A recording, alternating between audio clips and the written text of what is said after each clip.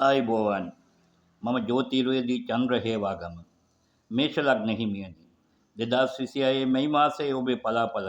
මැයි 1 සිට 10 වනදා තෙක් රවි බුධ ලග්නයේ ඔළුව වැඩ ගෞරවය වැඩියෙන් කතා කිරීම හැබැයි කුජ 12 වන්නේ නිසා හිතේ කේන්තිය වියදම් වැඩි ඔබට ඉවසන්න වෙනවා මැයි 11න් පස්සේ කුජ ලග්නයට එනවා මෙන්න ශක්තිය ධෛර්යය ඔබට අංක 1 වෙන්න බලයක් එනවා අලුත් වැඩ පටන් ගන්න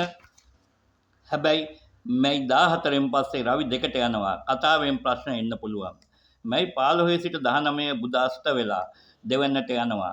සල්ලි කතා බහ ටිකක් අවුල් ලියකියවිලි වලට අත්සන් කරනවා නම් දෙපාරක් හිතන්න 19න් පස්සේ ආයෙත් මොලේ පෑදෙනවා මැයි 11 සිට